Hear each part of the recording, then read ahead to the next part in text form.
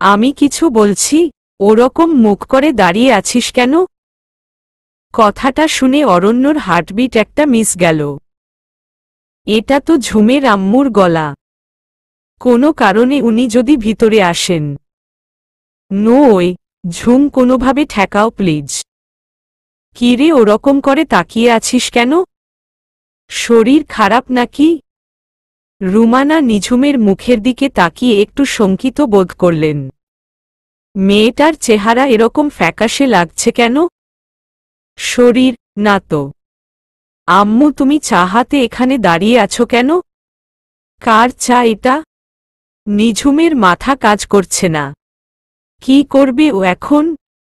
আম্মু যদি শেভিং লোশনের গন্ধ খুঁজতে যেয়ে বাথরুমে গিয়ে ঢুকে। আরে তোর বাবা চা খেতে চাইল, তাই নিয়ে যাচ্ছিলাম। কিন্তু তুই অত জোরে চিৎকার করলি কেন? উহহ, রুমটায় কেমন একটা অন্যরকম গন্ধ। অপরিচিত কেমন যেন। মেয়েটা ছোট থাকতে ওর রুমে ঢুকলে সবসময়ই কেমন একটা চকলেটের গন্ধ পেতেন রুমানা। নিঝুমের স্বভাব ছিল সব চকলেট পড়া টেবিলের ড্রয়ারের মধ্যে ঢুকিয়ে রাখা। কিন্তু সময়ের সাথে সব পাল্টে যাচ্ছে। আমি চিৎকার করছিলাম কেন? আসলে না আম্মু, বাথরুমে এত বড় একটা তেলাপোকা ছিল। ওটা গা বেয়ে উপরে উঠে আসছিল। কেমন কাটা কাটা হাত পা। তাই ভয়ে অত জোরে চিৎকার দিয়েছি। নিঝুমের চোখ অরণ্যর ইউনিফর্মের দিকে। আল্লাহ প্লিজ আম্মুর হাত থেকে বাঁচিয়ে দাও। অরণ্য রুমের মধ্যে আছে জানলে কোনোদিনও দরজা খোলা রেখে দিত না ও। এখন কি হবে যদি আম্মু দেখে ফেলে? অরণ্য ধরা পড়লে ওদের জীবনটা একদম হালুয়া করে ফেলবে বড় ফুপি। ওনার বড় বড় চোখের দিকে তাকালে ওর এমনিতেই প্যালপিটিশন শুরু হয়ে যায়। আর অরণ্য এভাবে ওর রুমে ধরা খেলে ছিছিকার শুরু হয়ে যাবে। আত্মীয় স্বজনরা যে যেভাবে পারবে কথা শোনাবে ওদের চরিত্র নিয়ে। আর সেটা ঠেকাতে যেয়ে যদি ওদের বিয়ের কথাটা একবার কারো কানে যায়, তাহলে সব শেষ। ফুপিদের কথার চোটে আব্বু সবার আগে হার্ট ফেইল করবে। না না, সেটা কিছুতেই হতে দেওয়া যাবে না। আম্মু তুমি কই? আশুর ডাকে দরজার দিকে মনোযোগ দিলেন রুমানা। আবার কি হলো? নিঝুর ঘরে। কেন, কি হয়েছে? আব্বু তোমাকে সেই কখন ধরে ডাকছে। কখন থেকে চায়ের জন্য অপেক্ষা করছে। আশুর কথা শুনে রুমানা তাড়াতাড়ি ওর দিকে এগুলেন। হায় হায়, শাহেদ চলে না যায়। রুমানা আসলে চায়ের পানি চুলায় দিয়ে একটু বাটিগুলো গুছাচ্ছিলেন। তাই একটু দেরি হয়েছে। দাঁড়া আসছি। সবগুলো অস্থির। আমি তো তোর বাবাকে চাটা দেব বলেই উঠে এলাম। এই শয়তান মেয়ের চিৎকার শুনেই তো ঘরে ঢুকলাম। তেলাপোকা দেখে বলে কেউ এমন করে চিৎকার করে?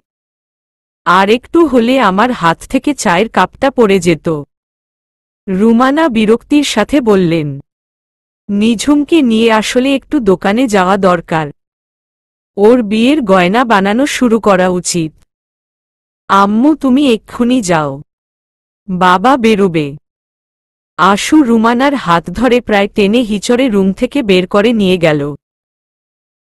বের হবার সময় রুমানার চোখ এড়িয়ে নিঝুমকে চোখের ইশারায় অরণ্যর ইউনিফর্মটা দেখালো ও। নিঝুম লজ্জায় চোখ সরিয়ে নিল। আশুর সামনে এরপর মুখ দেখাবে কি করে? আচ্ছা আশু ওকে ভুল বুঝবে না তো? ও তো ওদের বিয়ের কথাটা জানে না। বাথরুমে দাঁড়িয়ে অরণ্য কান পেতে সব শুনছিল। আশুটা সময় মতো এসে বাঁচিয়েছে। মনে মনে আল্লাহর প্রতি শুকরিয়া আদায় করল ও। আজকে কোনোভাবে ধরা পড়লে ওর ইজ্জতের ফালুদা হয়ে যেত। বলা যায় না, স্বাভাবিকভাবে বিয়েও ক্যান্সেল হয়ে যেতে পারত। ঝুম আজকে সব লেজে গবরে করে ফেলেছে। দরজা খোলা রেখেছে কোনো আক্কেলে। না, বিয়ের তারিখ তাড়াতাড়ি ফেলার জন্য একটু কায়দা করতে হবে কোনো। এভাবে আর চলছে না।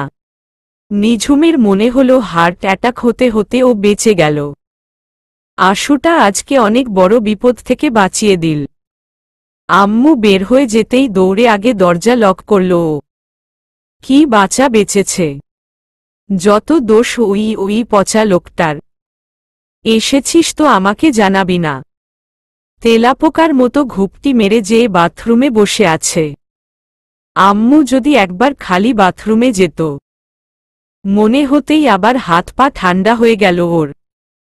তার উপর মহারাজা আবার কাপড় চোপড় খুলে নাঙ্গু পুঙ্গু হয়ে বসে আছে। মার সামনে এমন অবস্থায় নানা হাত দিয়ে নিজের মুখটা চেপে ধরল ও। আল্লাহ, তুমি সত্যিই মহান। তা না হলে আশুর মতো ভালো বোন আমার কি করে হলো। আশুবুড়ি আজকে তোকে জমান টাকা দিয়ে একটা ভালো কোনো গিফট কিনে দিবই দিব। প্রমিজ। নিজেই নিজের কাছেই প্রতিজ্ঞা করল নিঝুম। ও বউ, কি এত চিন্তা কর। অরণ্য পেছনে থেকে এসে ধপ করে জড়িয়ে ধরতেই নিঝুমের ঘাড়টায় শেভিং ফোম লেগে একদম মাখামাখি অবস্থা।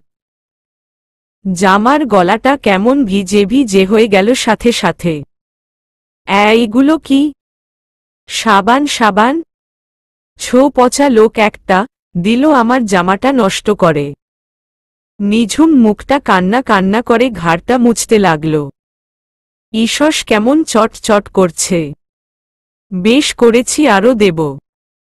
অরণ্য আস্তে করে নিঝুমের কান কামড়ে ধরতেই হাত মুঠি করে ফেলল নিঝুম। কেমন ঝিম ঝিম করছে মাথা। এই লোক ওকে করে করেই মারবে। শয়তান লোক একটা। বিয়ে করে যন্ত্রণা শুরু করেছে। এত শক্ত নিয়ে যা বাবা মাকে বলে। না এখানে রেখে রোজ ওকে কষ্ট দেবে, আবার ভালোবাসা দেখাতে আসছে। আরে ধুর, খালি ট্রেনের মতে নড়তে থাকে। এত নড়লে আদর করব কি করে?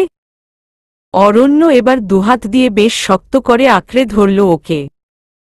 তোমার চেয়ে সুজিকে আদর করা ভালো। কি সুন্দর নরম তুলতুলে। সুজি? সুজিকে?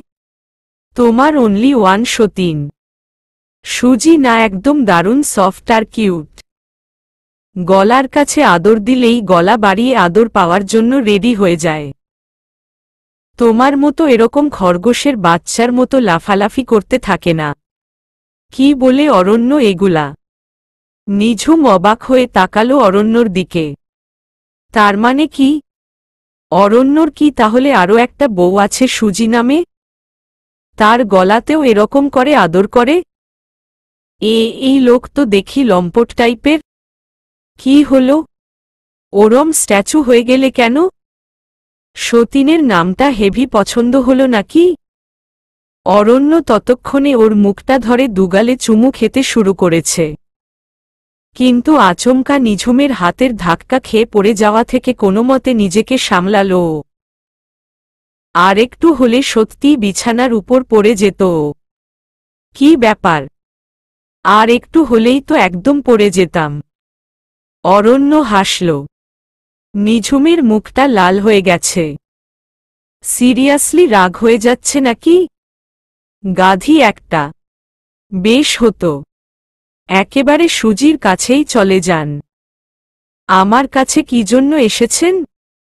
যান, এক্ষুনি যান। ওই সুজির হালুয়াকেই ভালোবাসুন গিয়ে। আমার কাছে আর খবরদার কোনোদিন আসবেন না। এক নিঃশ্বাসে কথাগুলো বলে হাঁপাতে লাগল নিঝুম। লোকটা কি বেহায়া, তাও হেসেই যাচ্ছে। এখনো সংসারই করল না ওর সাথে, তার আগেই বলে ওর সতীন আছো একটা। তাকেও বোধহয় এভাবেই চুরি করেই বিয়ে করে বাবার বাসায় রেখে দিয়েছে। নিঝুম এখন কি করবে?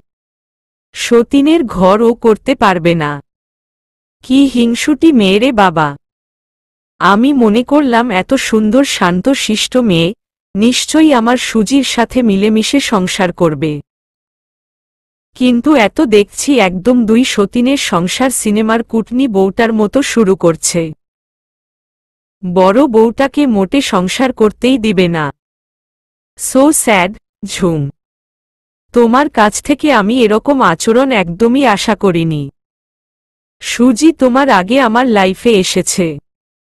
ওকে অসম্মান করা তোমার একদমই উচিত হবে না।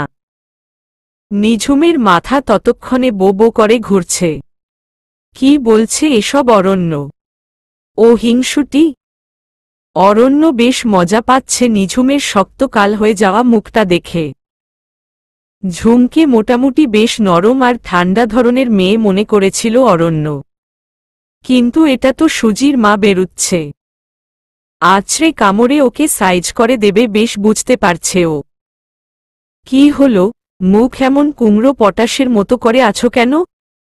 অরণ্যর কথায় এবার চোখ দুটো ভীষণভাবে পাকাল নিঝুম। ওর মাথার তালু পর্যন্ত জ্বলে যাচ্ছে এখনন। এই লোক ওকে ঠকিয়েছে। আগে বউ থাকতে আবার চুরি করে ওকে বিয়ে করেছে। এই লোকের নামে ও যদি কেস না করেছে তে ওর নাম নিঝুম না। একদম হাসবেন না। ওই সুজি ফুজি ওকে কবে বিয়ে করেছেন? আর আমার কাবিনের কাগজ কই? আমি করব না আপনার সংসার। আপনি ভাবলেন কি করে যে আমি সতীন নিয়ে সংসার করব? আর আপনি এই কথা সবার সামনে কেন লুকালেন? এই লুকোচুরির কি মানে? নিঝুমের গলায় কান্না এসে আটকে যাচ্ছে। কি বলল এটা অরণ্য? ওয়েট, আগে তোমার সতীনকে দেখো, তারপর না হয় সিদ্ধান্ত নিও। ও কিন্তু আবার আমার বুকের পাশে ঘুমায় একদম। বাসায় ওর জ্বালায় আমার ঘুম হারাম। অয়নের কাছে দিয়ে আসলেও আবার আমার ঘরে চলে আসবে। নিঝুম অরণ্যকে কি বলবে বুঝতে পারছে না। অরণ্য নিজের বউকে অয়নের কাছে দিয়ে আসে মানে? এসব কি হেয়ালি মার্কা কথাবার্তা? অরণ্যকে দেখে তো পুরো সুস্থই মনে হয়, নাকি ও মানসিকভাবে সিক? নিঝুমের হাত পা ঘামতে লাগল। অরণ্য ওর মোবাইলটা নিয়ে নিঝুমের সামনে এনে ধরল। দেখো তো তোমার সতীনটা কেমন? ওমা, এটা তো একটা বিড়াল। হ্যাঁ তো, ওকে আদর করলে কি সুন্দর গড়গড় করে শব্দ করে। আর তুমি তো খালি ট্রেনের বগিত মতো নড়তে থাকো। তো আমি কি বিড়াল নাকি যে আদর করলে গড়গড় করব? অসহ্য। আর কত বড় বাজে কথা বললেন আপনি। আমি আন্টিকে বলে দিব। ওই সুজির সাথেই যেন আপনার ঘটা করে বিয়ে দেয়। সর্বনাশ! না, আজ সকাল থেকে সব এরকম উল্টো কেন হচ্ছে? ঝুমতো দেখি ক্ষেপে যাচ্ছে। ও তো স্রেফ দুষ্টামি করছিল। আচ্ছা, দুষ্টামি বন্ধ। এবার ভালো করে একটা কিসি দাও প্লিজ। কালকে থেকে একদম খালি পেটে আছি। অরণ্য যথাসম্ভব করুণ গলায় আবদারটা করল। আপনি গোসল করলে গোসল করে কাপড় পাল্টান। আর আজ আপনার অফিস নাই? আপনি এত বেলা পর্যন্ত এখানে আছেন, এখন তো এখান দিয়ে নামতে গেলে যে কেউ দেখে ফেলবে। নিঝুম চুমো খাওয়ার ধার কাছ দিয়ে গেল না। অরণ্য ভাবে কি নিজেকে? আর নিঝুমকে নিয়ে খালি মজা করবে? ওর ফিলিংস নিয়ে খেলতে খুব মজা লাগে না? প্রথম দিন নিজে না এসে অয়নকে পাঠিয়েছে, আবার আজকে বলে ওর সতীন আছে। সবকিছু নিয়ে মজা। কথাই বলবো না। ফেললে ফেলবে, কি আর করা। লোকের এত শখ হলে আমি কি করে ঠেকাব? আরও ভালো হতো যদি এখনই শাশুড়ি মা দেখে ফেলত। তাহলে এখনই একটা সালিশ বসো, তার সেই দিনের মতো বিয়ে দিয়ে দিত। আমি এতক্ষণে বউ নিয়ে বাড়ি চলে যেতে পারতাম। এই আশুটা হলো যত নষ্টের গোড়া। ওনাকে সরিয়ে নিয়ে গেল। অরণ্য মুচকি হেসে বিছানায় বসে পড়ল। আজ অফিসে যাবে না ও, সিদ্ধান্ত নিল। সন্ধ্যার পর একটা কাজ আছে কেরানীগঞ্জে। তার আগ পর্যন্ত আজকে ঝুমের সাথেই কাটাবে। কি? আম্মু দেখে ফেললে ভালো হতো। আপনার মাথা ঠিক আছে? নিঝুম চোখ বড় বড় করে জিজ্ঞেস করল। না, ঠিক নেই। এত কষ্ট করে আসার পর বউ দূর ছাই করলে মাথা ঠিক থাকে কি করে? অরণ্য এবার বাচ্চাদের মতো গাল ফোলাল। ইহো বললেই হল। আমি মোটেই আপনাকে দূর ছাই বলি নাই, বরং আপনি উল্টো আমাকে কষ্ট দেন সব সময়। নিঝুমের এবার একটু হাসি পাচ্ছিল। অরণ্যে কেমন আহ্লাদ করছে। পাজি একটা লোক, ওর শান্তি নষ্ট করে এখন সাধু সাজছে। কি আশ্চর্য, আপনি এখন শুচ্ছেন কেন? অফিসে যাবেন না? না, আজ সারাদিন ঘুমাবো। কি কি কি যাব না আজ তোমার রুম থেকে। দেখি কি করো। সত্যি নিঝুম অবাক। পুরোদিন ওর সাথে থাকবে? হুম। কিন্তু আমার কিস চাই। আমি আপনার নাস্তা নিয়ে আসি। নো, আগে কিস। অরণ্য। ঝুম, এটা কিন্তু বাড়াবাড়ি হচ্ছে। আচ্ছা থাক তাহলে, আমি বাসায় যাই। অরণ্য বিছানা থেকে উঠতে গেল। এই না প্লিজ, আমি দৌড়ে গিয়ে নাস্তা নিয়ে আসছি। আগে কিস। ঘোড়ার ডিমের কিস। ওই এক নটকা ছাড়া আপনার মাথায় আর কিছু আসে না? কালকে থেকে ওই এক পচা জিনিস নিয়ে ঝগড়া করছে। নিঝুম একটা মুখ ভেঙচি দিয়ে অরণ্যর পাশে বসল। জ্বালিয়ে শেষ করল। তো কি করব? হ্যাঁ, নিজেও দিবা না, অন্য কারে কাছে যেতে চাইলে অ্যালাও করব না। ইটস নট ফেয়ার বউ। কথাটা বলে হেঁচকা টানে নিঝুমকে বুকের উপর নিয়ে আসল অরণ্য। এরপর আস্তে করে ওর দুচোখের পাতার উপর চুমো খেল। এরপর নিঝুমকে জোরে বুকের সাথে চেপে ধরল। আচ্ছা থাক, লাগবে না। তোমার যখন দিতে মন চায় তখনই দিও। এখন এখানে চুপটি করে একটু শুয়ে থাকো। একটুও তিরিং বিরিং করতে পারবা না। না প্লিজ, এখন আগে নাস্তা নিয়ে আসি, না হলে আম্মু আবার চলে আসবে। ঝুম প্লিজ একটু বুকের মধ্যে আসো না একটুক্ষণ। আমি ইদানিং খুব যন্ত্রণার মধ্যে সময় কাটাই। তুমি কাছে আসলে এক ধরনের যন্ত্রণা হয়, দূরে গেলে আরো বেশি যন্ত্রণা হয়। অরণ্যর কথায় কেমন যেন হু হু করে উঠল নিঝুমের বুকটা। উত্তর দেবার কোনো ভাষা খুঁজে পেল না ও। কি উত্তর দিবে? ও তাড়াতাড়ি অরণ্যর বুকে মাথা রাখল। লোকটা হাসতে হাসতে হঠাৎ এমন করে কথা বলে কেন? ঝুম, একটা কথা বলি? নিঝুম মাথা নেড়ে সায় দিল। আচ্ছা, আমি যদি কখনো কাজে বের হয়ে তোমার কাছে আর কোনোদিন ফিরে না আসি, তুমি কি আমাকে একদম ভুলে যাবে? কথাগুলো দিয়ে অরণ্য বোধহয় ওকে কিছু বোঝাতে চাইছে, কিন্তু তার আগেই নিঝুমের বুকের ভিতর জোরে একটা চিরিক দিল। নিঝুমের মনে হল ওর শ্বাসটা বন্ধ হয়ে আসছে। তাড়াতাড়ি অরণ্যর বুকে মুখ গুজল ও। ইদানিং ওর কথায় কথায় চোখে পানি চলে আসে। খুব পচা একটা রোগ হয়ে যাচ্ছে ওর। আজ সকাল থেকে আসমা বেগম এত ব্যস্ত যে কারো সাথে ঠিক করে কথা পর্যন্ত বলতে পারছেন না। রাতের লঞ্চে বরিশাল রওনা দেবেন সবাইকে নিয়ে। খুব টেনশনে আছেন। অয়নকে ফোন দিয়ে তাড়াতাড়ি বাসায় আসতে বললেন। আগে অরণ্য দেরি করত, কিন্তু নিঝুমের পাল্লায় পড়ে ওটা এখন খানিকটা সাইজ হয়ে এসেছে। কিন্তু অয়নটা খালি তাল বাহানা করে। অফিস থেকে বের হয়ে দুটো ছেলেই যার যার মনের মানুষের কাছে ছোটে। মেয়ে না থাকার দুঃখ একটু হলেও এখন বোধ করছেন আসমা। রুমানাকে ফোন দিয়ে টিফিন ক্যারিয়ারে খাবার ভরে ফেললেন আসমা। যা নিয়েছেন তাতে সবার রাতের খাবার ভালোমতো হয়ে যাবে ইনশাআল্লাহ। এখন শুধু আল্লাহ আল্লাহ করে ঠিকমতো লঞ্চে উঠতে পারলে হয়। ঢাকা শহরের জ্যামটাক বড় ভয় পান তিনি। নিঝুম, তাড়াতাড়ি কর। আসমা আপা ফোন দিয়েছিল। ওনারা কলেজ গেট পার হয়ে গেছেন। রুমানা শাড়ির আঁচলটা পিন আপ করতে করতে বললেন। নিঝুমটা একদম ঢিলেমার্কা হচ্ছে। আজকাল বেশিরভাগ সময় রুমের মধ্যে বসে বসে কি করে কে জানে। আম্মু আমি রেডি। আশু একদম কাঁধে ব্যাগ ঝুলিয়ে হাজির। তুই তো রেডি, কিন্তু যার শ্বশুরবাড়ি যাচ্ছি তিনি কই? আপু কাজল দিচ্ছে। হুমম তাড়াতাড়ি করতে বল। রুমানা একটু হাসলেন। নিঝুম আজকাল বেশ সাজগোজ করে। নিঝুম তাড়াহুড়োতে চুল কোনোমতে হাত খোপা করে নিল। এদিকে মা চিল্লাচ্ছে, আরেকদিকে ওই অসভ্য লোক একটার পর একটা বাহানা করে যাচ্ছে। ঝুম শাড়ি পর প্লিজ। সাথে হাত ভর্তি করে চুড়ি পর।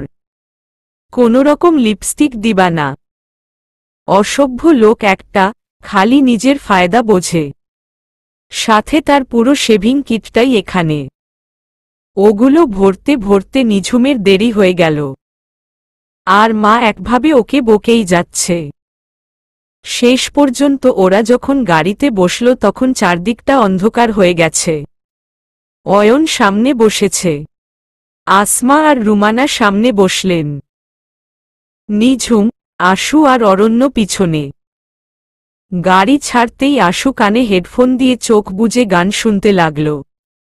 নিঝুম বারবার চেষ্টা করেও অরণ্যর হাত থেকে নিস্তার পাচ্ছে না।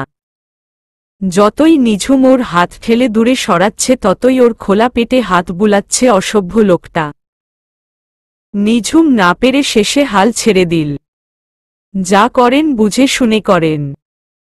সামনে কিন্তু মা আর শাশুড়ি দুজনেই আছেন।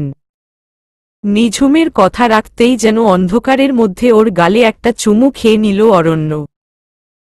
নিঝুম আর আশু এর আগে কোনোদিন লঞ্চে উঠেনি, শুধু বইয়ে পড়েছে। আজ লঞ্চে উঠে ওদের আনন্দ দেখে মনে হচ্ছে বিশ্বজয় করে ফেলেছে ওরা। অরণ্য খুব মজা পাচ্ছে নিঝুমের আনন্দ বিহবল মুখটা দেখে। শুধু লঞ্চে উঠেই এত আনন্দ পাবে ঝুম, জানলে আরও আগেই প্রোগ্রামটা অ্যারেঞ্জ করার চেষ্টা করত ও। এই অরণ্য, এই এত বড় লঞ্চটায় তো অনেক লোক, তাই না? নিঝুমের চোখে আনন্দের ছটা স্পষ্ট। হ্যাঁ অনেক লোক। অরণ্য মুগ্ধতার সাথে বলল। ঝুমকে এত সুন্দর কেন লাগছে? শাড়ি পরলে মাথা খারাপ করার মতো সুন্দর লাগে ওকে। এত গরমে ঝুমের নাকের উপর 2 ফোঁটা ঘাম জমেছে। অরণ্য বহুকষ্টে নিজেকে দমন করল অন্যদিকে তাকিয়ে। ওর ইচ্ছে হচ্ছে ঝুমের নাকটাই পুরো খেয়ে ফেলতে। ঈষৎ গাড়িতে বসে ইচ্ছে হচ্ছিল ওকে বুকে জড়িয়ে ধরতে। কিন্তু মুরব্বিদের সামনে আর সেটা কিভাবে হয়? নইলে অয়ন আর আশু দুজনেই ওদের গোপন বিয়ের খবরটা জানে। ঝুম আশুকে সব বলে দিয়েছে, জানালে ও অয়নকে সব জানিয়েছে। অয়ন সব শুনে বলেছে, তোর শত্রু তোর বন্ধুর কাজটা করে দিয়েছে ভাইয়া। না হলে দেখা যেত আমরা ভাস্তা ভাস্তিরা সব বিনা শাদিতেই এসে হাজির হতো। কিন্তু আমি ওদের দেখতে পাচ্ছি না কেন? ঝুমের আদুরে গলার স্বর আবার অস্থির করছে ওকে। পারলে দোকান চেপে ধরত ও, কিন্তু তাও তো আবার সহ্য হবে না। খানিক পর পর ওই গলা না শুনলে মন ভিজে না ওর, শক্ত কাঠ হয়ে যায়। কারণ তুমি একটা কেবিনের মালিক। অরণ্য হেসে ফেলল। নিঝুমের লঞ্চ সম্বন্ধে কোনো ধারণা নেই জানে ও। তার মানে অনেক লোক দেখতে হলে তোমাকে তো ডেকে নিয়ে যেতে হবে। ওখানে খোলা ছাদে স্রেফ চাদর বিছিয়ে তাস পেটায় লোকে। যাবে? ওহ না বাবা, তাহলে যাব না। আচ্ছা আমরা আগে খাওয়া শেষ করি, এরপর আমি তোমাকে লঞ্চের ছাদে নিয়ে যাব, ঠিক আছে? ছাদে? আচ্ছা, কিন্তু ওখানে আমাদের যেতে দিবে? নিরাপদ দূরত্ব বজায় রেখে। অরণ্য হাসল।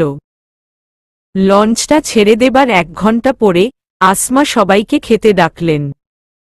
খাবারগুলো খেতে যে কি ভালো লাগছিল নিঝুমের। ওর মনে হচ্ছে এটা একটা পিকনিক। আশুও খুব মজা পাচ্ছে। অয়ন খেয়েই আবার কানে হেডফোন গুজল।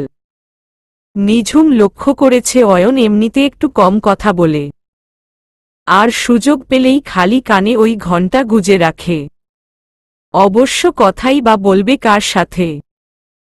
খাওয়া হয়ে যেতেই সবাই লঞ্চের বাইরের টানা বারান্দায় এসে বসল। নদীর বাতাস যে এতটা মণিমুগ্ধকর নিঝুমের জানা ছিল না। কি সুন্দর একটা ঠান্ডা ভাব। তবে সারা দেশে যে ভয়ঙ্কর তাপদাহ চলছে তাতে কোনো কিছুই আর ঠান্ডা মনে হচ্ছে না। নদীর বুক চিরে লঞ্চটা একটু একটু করে সামনে এগিয়ে যাচ্ছে, কেমন একটা অদ্ভুত অনুভূতি হচ্ছে ওর। দূরে মাঝে মাঝে আলোর দেখা পাওয়া যাচ্ছে। নিঝুম চোখ বন্ধ করে এই সৌন্দর্যটা উপভোগ করতে লাগল। কিছুক্ষণ পর আসমা রুমানাকে সাথে নিয়ে একটা কেবিনে ঢুকলেন। আশু ওনাদের পিছে পিছে পাশের কেবিনে গিয়ে ঢুকল। আপু আর জিজু শান্তি করে গল্প করুক। আসলে আপু আর জিজুর লুকোচুরি বিয়েটার খবর জানা হয়ে গিয়েছে ওর। ওই দিন আপুর রুমে জিজুর ইউনিফর্ম দেখে ওর সন্দেহ হয়েছিল যে জিজু বোধহয় রাতে এই রুমে ছিল, আর শুধু ওই দিন না, অন্য দিনও থাকে। কিন্তু এই অন্যায় কাজটা কেন আপু করছে সেটার কোনো উত্তর খুঁজে পাচ্ছিল না ও। নিজের বোনকে চেনে ও। আপু এতদূর নোংরামো করতে পারে সেটা ওর বিশ্বাস হয়নি। কিন্তু জিজু যে ওই মুহূর্তে আপুর বাথরুমে এটাও ও নিশ্চিত ছিল, আর তার কাপড় চোপড় সব বাইরে। তার মানে আপু আর জিজুর সম্পর্কটা একটা বিশেষ পর্যায়ে তো গিয়েছে। কিন্তু আপুকে খারাপ ভাবতেও আজব লাগছিল। ওর মাথায় আসছিল না আপুর মতো এরকম নরম মেয়ে কি করে এত ফাস্ট ফরওয়ার্ড হয়। আর অরণ্য জিজুর সাথে বিয়ে তো ঠিক হয়েই আছে, পরিবার থেকেই দিচ্ছে। তাহলে এত হাইড এন্ড সিক গেম খেলছে কেন এরা? আপু অবশ্য সেদিনই ওকে ওদের বিয়ের কথাটা জানায়, সাথে কারণটাও। সব শুনে ও পুরো ব্যাপারটা আব্বু আম্মুর কাছে গোপন করতে রাজি হয়েছে। কি একটা বিশ্রী পরিস্থিতি হয়েছিল সেদিন, পাজি লোকগুলো যদি ওদের মেরে ফেলত। একটু পরে অরণ্য নিঝুমকে নিয়ে লঞ্চের ছাদে নিয়ে আসল। নিঝুমের মনে হচ্ছিল খুশিতে লাফ দেয়। কি সুন্দর খোলা আকাশ, তাতে অসংখ্য তারার মেলা। চাঁদটাকে মনে হচ্ছে বিশাল একটা রূপোর থালা। ঢাকায় থেকে এরকম আকাশ ওর দেখা হয় নাই বললেই চলে। আর রাস্তায় বেরুলেও বাজা দেখা যায়, অসংখ্য উঁচু উঁচু ভবন আর রাশি রাশি তার দিয়ে, সেই পথটাও তো বন্ধ। কি খুশি! অরণ্য নিঝুমকে টেনে নিজের কাছে। অনেক থ্যাংক ইউ। নিঝুমের সত্যিই অসম্ভব ভালো লাগছে এমন পরিবেশটা। প্রকৃতিকে এভাবে বিভোর হয়ে দেখার চেয়ে প্রিয় অনুভূতি বুঝি আর নেই। ওর ইচ্ছে হচ্ছে তারাদের দলে যোগ দিতে। মাঝে মাঝে চাঁদের দেশে পেঁজা তুলোর মতো মেঘ হয়ে উড়ে যেতে। এত সুন্দর জিনিস একটা দেখালাম, আমি তো মনে করলাম তুমি খুশির চোটে আমার গলা ধরে একটা লং কিস দিবা। ছি, এত সুন্দর একটা মণিমুগ্ধকর পরিবেশ আর আপনার শুধু বাজে ইন্টেনশন। বাজে ইন্টেনশন? তা নয়তো কি? আমি আমার বিয়ে বউয়ের কাছ থেকে একটা কিসও দাবি করতে পারবো না? অরণ্যর ইচ্ছে হচ্ছিল নিঝুমের চুলগুলো খোপা থেকে খুলে ছেড়ে দেয়। কিন্তু বাতাসে বেচারির শাড়ির আঁচল এমনিতেই বেসামাল হয়ে যাচ্ছে। বাতাস পেয়ে ফুলে উঠছে মাঝে মাঝেই। সাথে চুল খুললে একেবারে মাথা খারাপ হয়ে যাবে ঝুমের। আর শাড়ি পরার জিদটা অরণ্যর ছিল। কাজেই ভুল করেও ভুল কাজটা করা যাবে না। এলোমেলো বাতাসে উড়িয়েছি শাড়ির আঁচল, কখন যেন মেখে দিয়েছ এই দুচোখে ভালোবাসার কাজল। আমি কি তাই বলছি নাকি? কিন্তু এত সুন্দর একটা পরিবেশে তো শুধু প্রকৃতির সাথে প্রেম করা উচিত। নিঝুম আরক্তমুখে উত্তর দিল। লোকটা পাগল হয়ে গেছে। এটা কি বিদেশ নাকি যে যেখানে সেখানে চুমু খাওয়া যায়? লঞ্চের লোকজন কেউ যদি হঠাৎ তাদের রুম থেকে বের হয়ে আসো? হ্যাঁ তো করো না, আমি কি আটকাচ্ছি নাকি? কিন্তু ফাঁকে আমাকেও একটু সুযোগ দাও। বলেই নিঝুমের কপালে একটা চুমু দিল অরণ্য। অরণ্যর কথায় নিঝুম এবার হেসে ফেলল। ওর বুকের কাছে দাঁড়িয়ে অন্ধকারের নীরব সৌন্দর্যটাকে নিজের ভিতরে অনুভব করার চেষ্টা করল। অসম্ভব সুন্দর একটা মুহূর্ত। নিঝুম এই মুহূর্তটাকে আজীবন নিজের ভিতরে ধরে রাখতে চায়। এমনকি যখন বুড়ি হয়ে যাবে তখনও ওর নাতি নাতনিদের গল্প করে শোনাতে চায়। অরণ্য, আমার না কেমন টাইটানিক সিনেমাটার মতো ফিল হচ্ছে। তাই হুমম, ওই যে জ্যাক আর রোজ ওরা যখন জাহাজের সামনে গিয়ে দাঁড়িয়েছিল, ওই যে কেমন হাত ছড়িয়ে ওরকম। হমম, আমারও সেইম ফিলিংস হচ্ছে, তবে ওখান থেকে একটু পিছনের সিনের। মানে? ওই যখন জাহাজ ডুবে যাচ্ছিল? নিঝুম ভয়ার্ত স্বরে জিজ্ঞেস করল। ও সাঁতার জানে না। কিছু হলে একদম ডুবে মরতে হবে। না হয়তো পেছনে যাচ্ছ কেন? আর একটু সামনে আগাও। ওই যে গাড়ির ভিতরে অরণ্যর গলার স্বরে দুষ্টুমির ছোঁয়া। ব্যাপারটা ধরতে পেরে নিঝুমের কান ঝা ঝা করতে লাগল। আচ্ছা, অসভ্য লোক তো। এত সুন্দর পরিবেশ, বেশ দুই একটা সুন্দর পংক্তি বলবে তা না, যত নোংরামো কথাবার্তা। অরণ্য, চলুন নিচে যাব। আর একটু থাকি না। তাহলে কিন্তু ওসব পচা পচা কথা বলা যাবে না। পচা পচা কথা মানে? পচা কথা কখন বললাম? এই তো একটু আগেই তো বললেন। ওই যে কি গাড়ির ভিতরে কি সব। আরে ওটা পচা ফিলিংস কেন হবে? আর এটাও কি আল্লাহ দেয়নি? ঈশ্বর, আপনি কোনো জিনিসে কি টানছেন? আমি কিছুই টানছি না। আমি শুধু ফিলিংসের কথা বললাম। চল নিচে যাই। অরণ্য নিঝুমকে ছেড়ে দিয়ে ওর হাত ধরল। এই যা, বাবুর রাগ হয়ে গেল? না, রাগ হয়নি। কিন্তু এখানে বেশিক্ষণ দাঁড়ানো উচিত হবে না। অনেক বাতাস। ঠান্ডা লেগে যাবে, চলো। তাহলে চলেন। নিঝুম শাড়ির আঁচলটাকে ভালোভাবে কোমরে গুজে নিল। ওরা নিচে নেমে এসে দেখে ওদের বসার জায়গাটা অন্য এক গ্রুপ দখল করে নিয়েছে। এক কাজ কর, অনেকক্ষণ হয়েছে, এখন যেয়ে শুয়ে পড়।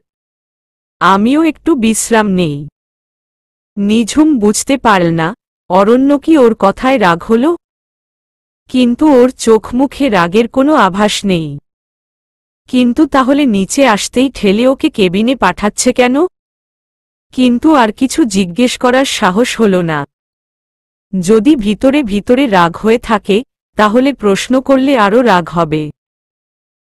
কেবিনে ঢুকতেই দেখে আশু শুয়ে শুয়ে গল্পের বই পড়ছে। একবার ভাবল শাড়ি খুলে কামিজ পরে, কিন্তু পরে মনে হলো থাক। অরণ্যর জিদের কারণে পড়েছিল। সকালে ওর নানুবাড়ি গিয়েই তারপর পাল্টাবে। হাজার হোক বিয়ের পর বাড়ির বউ, ট্র্যাডিশন বলেও তো একটা কথা আছে। 10 মিনিট ধরে এদিক ওদিক করেও ঘুম আসছে না অরণ্যর। অয়নটাকে খুঁজতে যেয়ে দেখে আম্মুর কোলে মাথা রেখে ঘুমাচ্ছে বুড়ো খোকা। মা আর শাশুড়ি যত দুনিয়ার বিষয় নিয়ে গল্প করে বেড়াচ্ছে। ও না পেরে কিছুক্ষণ বসে থাকল বাইরের চেয়ারে। তারপর আবার উঠে এসে কেবিনের দরজা দিল। একটু পরে দরজা ধাক্কানোর শব্দে মেজাজ গরম হল অরণ্যর। অয়নটা একদম একটা বাদর। যত ভাবে পারে ওকে জ্বালাবে। কি হলো, দরজা থাবাচ্ছিস কেন? আরে আমার হেডফোনটা নিব। ব্যাগের সাইড পকেটে আছে। ওটা দাও। তুই ভিতরে ঢুকে নিয়ে যা। আরে আমি ভিতরে ঢুকব কিভাবে? তার মানে আমি ঢুকলে ঝুমঝুমি লজ্জা পাবে। সেটা দেখে আবার আমিও লজ্জা পেতে পারি। অরণ্য ধাক্কা দিয়ে দরজার পাল্লা দুটো খুলে দিল। তোর ঝুমঝুমির এত সাহস নেই যে অরণ্যর সাথে রাত কাটায়। এখন ভিতরে ঢোক, আমি দরজা দিব। ভাই, রেগে বোম হয়ে আছিস মনে হচ্ছে। একটু আগে তো বেশ টোনাটুনির প্রেম চলছিল দুজনের। হ্যাঁ গো, না গো, আরও কি কি যেন। তা এইটুকু সময়ে আবার কি হলো? এই তুই ঢুকবি না, দরজা দিব। অয়ন মুখটা বেঁকিয়ে ঘরে ঢুকল। এরপর ওর পিঠের ব্যাগটা কাঁধে ঝুলিয়ে সোজা বের হয়ে গেল। একটু পরে আবার ঠক ঠক। অরণ্য এবার ঠিক করেছে যদি অয়ন হয় ঠিক একটা রাম ধমক দিবে। কিন্তু দরজা খুলে বড় রকমের ধাক্কা খেল। নিঝুম দাঁড়িয়ে আছে, সাথে আশুও। কি হয়েছে? কিছু না। আশু, তুই রুমে ঢুকে ভালো করে দরজা দে। আশু আস্তে করে অরণ্যকে হাত দিয়ে বাই দেখিয়ে ওর কেবিনে ঢুকে দরজা দিল। দেখি ঢুকতে দেন।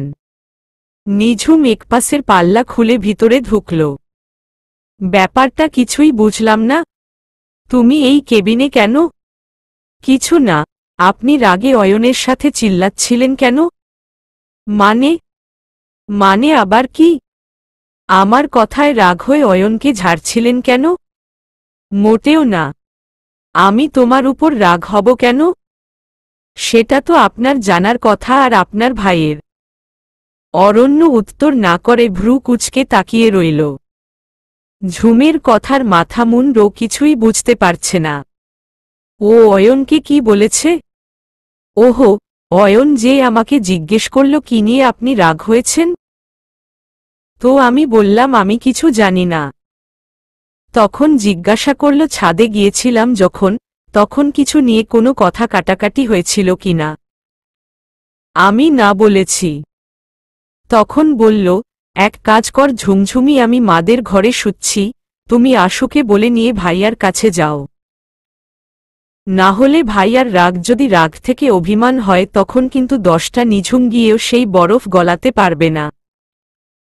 বরকে সময় থাকতে সামলাও, না হলে পরে কিচ্ছুটি করেই কোনো লাভ নেই। মহা ফাজিল তো এই ছেলেটা। আর তার কথায় ধরা খেয়ে তুমি আমার রুমে চলে এলে? অরণ্য হাসতে লাগল। তাহলে কি আমি চলে যাব? নিঝুম রাগ হয়ে বলল। অসভ্য, নিষ্ঠুর একটা লোক। আরে আমি তাই বললাম নাকি? কিন্তু ওই বাদরটা থেকে সাবধান। ও কিন্তু একদম কঠিন মুখ করে মিথ্যা বলে, মাও ধরা খেয়ে যায় মাঝে মাঝে। তার মানে আপনি রাগ করেননি? না, সেটা বলছি না। কিন্তু আমাকে সামলাতে 10টা না একজন নিঝুমই যথেষ্ট। তার চোখের পানি দেখলে আমি এমনি গলে পানি হয়ে যাব। বরফ থাকা তো দূরের কথা। অরণ্যের অকপট স্বীকারোক্তি হোক বা অন্য কিছু, নিঝুমের বুকটা কেমন মোচড় দিয়ে উঠল। ওর কি যেন হচ্ছে। ও প্রতিদিন একটু একটু করে অরণ্যের জন্য একধাপ করে ভিতরে ভিতরে এগুচ্ছে। অরণ্যর সব কথা কেন যেন অকাঠ্য সত্য বলে মনে হয় ওর। ওর পৃথিবীটা কেমন অরণ্যময় হয়ে যাচ্ছে। অরণ্যর হাত ধরে ও যে কোনো প্রান্তে যেতে পারে এখন। এই বিশ্বাসটুকু কখন জন্মাল ও জানে না। কি এখনো থাকবে আমার কাছে, না ওই কেবিনে নিয়ে দিয়ে আসব? নিঝুম কোনো কথা বলল না। তারপর আচমকা অরণ্যকে জড়িয়ে ধরল। আপনি আমাকে একটুও চিনেন না, বোঝেনও না। নিঝুমের এরকম আচরণে অরণ্য অবাক হল। ওমা, এটা আবার কেমন কথা? মুখটা উঁচু করে ধরতেই দেখে ঝুমের চোখ দুটি জলে ভাসছে। এটাই সত্যি কথা। একটুও না আমার ঝুমকে, আমি সবটা না হলেও অনেকখানি বুঝি। বলেই ওর চোখ দুটিতে খুব নিবিড়ভাবে দুটো চুমু খেল। উমম, তোমার চোখের পানি তো নোনতা। তো চোখের পানি কি মিষ্টি হবে? মিষ্টি হলে তো সব পিঁপড়ারা এসে চোখের মধ্যে বাসা করত। হুমম, কিন্তু আমি এখন এই মিষ্টি খাব। আমার যে ওখানে বাসা করতে ইচ্ছে হচ্ছে। অরণ্য নিঝুমের ঠোঁটের কোণটা টেনে ধরল আলতো করে। খেতে ইচ্ছে হলে খান। ঠিক তো। আশ্চর্য তো, আমি আপনাকে আটকিয়েছি। তুমি এত রেগে যাচ্ছ কেন? আমার তো এখন উল্টো সন্দেহ হচ্ছে যে আমি না তুমি আমার উপর রেগেছিলে। তো হব না? কি? কেন? কি? হ্যাঁ হ্যাঁ। সারাক্ষণ কি করতে থাকে? ফালতু একটা ছেলে, এতদিন আমার রুমে এসে শুয়েছে তখন কোনো সমস্যা হয় নাই, আর যেই আজকে নিজের পরিবার সাথে আছে অমনি আমাকে নিজের রুমে আসতেও বলল না। সাধু সাজতেছে, থাকব না আমি। দরজা খুলে দেন, আমি চলে যাব। আর বিয়ের পরেও আপনার বাসায় যাব না। অরণ্য চোখ গোল গোল করে নিঝুমের কথাগুলো শুনছিল। এটা কি ওর ঝুম না আগুনের গোলা? ঝুম তো আজকে পাগল হয়ে গেছে মনে হচ্ছে। ঝড় তো দেখি উল্টোমুখী বইছে। তাড়াতাড়ি দুহাতে পাগল ঠেকাল অরণ্য। ছাড়েন। উহু। আমি চিৎকার করে কানব, আমার মেজাজ গরম হচ্ছে খুব। অরণ্য ঝুমকে আরো জোরে চেপে ধরল বুকের সাথে, আমি ঠান্ডা করে দেই আসো। অরণ্য, আমার কিন্তু খুব রাগ হচ্ছে। আর আমার খুব আদর খেতে ইচ্ছে হচ্ছে, প্লিজ বউ আমাকে আজ একটু আদর করো না। না, আপনি একটা খারাপ লোক। আমাকে খালি কষ্ট দেন। আচ্ছা, আর কষ্ট দিব না, সরি। এবার তো একটু আদর দাও। না, আপনি একটা খারাপ না, খুব খারাপ লোক। পচা, শুধু নিজের কথা চিন্তা কর। তাই? আচ্ছা, আজ তাহলে আমি একটু খারাপ হই, কেমন? অরণ্য, না। ঝুম, প্লিজ। অরণ্য, ভালো হবে না কিন্তু কে শোনে কার কথা?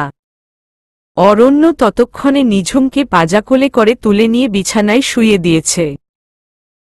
নিঝুম কেবল ওর গা বেয়ে শাড়ির খসে পোড়াটা টের পেল। ধীরে ধীরে কারো প্রবল অধিকারের কাছে পরাভূত হতে লাগল ওর সকল প্রতিরোধ। স্বামীর সবল অধিকার নিয়ে আক্রমণ করে বসা লোকটা নিঝুমের এতদিনের লালিত সম্পদকে একটু একটু করে উন্মুক্ত করতে লাগল। সব বেড়াজালগুলো সরে গিয়ে নিঝুমের উন্মুক্ত সৌন্দর্যের আহ্বান পাগল করে দিল অরণ্যকে। তুই এতটা কাছের তাও কেন খুব দূরের মনে হয়? তুই এতটা আদরের তাও তোর গাল দুটো আমার আর ছোঁয়া হয় না। কিন্তু জানিস, তোকে না আমি আমার মনের আয়নায় ইচ্ছে হলেই ছুঁই। তোর বাড়ান হাতখানা তাই আমার জন্য জলে ডোবা মানুষের মতো শেষ আশ্রয়। তুই যদি অনেক দূরে চলে যাস, তবে তোকে খুঁজতে খুঁজতেই হয়তো একদিন আমিও হারিয়ে যাব দূরে কোথাও, নাম না জানা কোনো দেশে। সেদিন তুই যেন আবার আমায় খুঁজে মরিস না। আমি তো তোর মাঝেই আছি, তোর বুকে ইচ্ছে নদী হয়ে। ফায়জা। অরণ্য। হুমম। আমার না খুব ভয় করে। ভয়? কিসের ভয়? আমাদের বিয়ের কথাটা কেউ জেনে ফেলবে না তো? কি জানি, কেন বলতো? না মানে, যদি কোনোভাবে ঘটনাটা আম্মু আব্বু বা বড়ফুপির কানে পৌঁছে যায় তাহলে কি হবে? অরণ্য হেসে ফেলল। নিঝুমের বড়ফুপি ওদের বিয়ের ঘটক। কিন্তু এটাও সত্যি যে ব্যাপারটা উনি কোনোভাবে জানতে পারলে নিঝুমকে উনি আস্ত রাখবেন না। একেবারে বারবিকিউ করে খাবেন। বিয়ের কাবিনটা যত দ্রুত সম্ভব ঝুমের কাছে দিতে হবে। এটা ওর জন্য একটা বাড়তি নিরাপত্তা। কখনো যদি উল্টোপাল্টা পরিস্থিতি তৈরি হয় তাহলে অন্তত আইনিভাবে ও লড়তে পারবে সমাজের বিরুদ্ধে। অরণ্য। হুমম।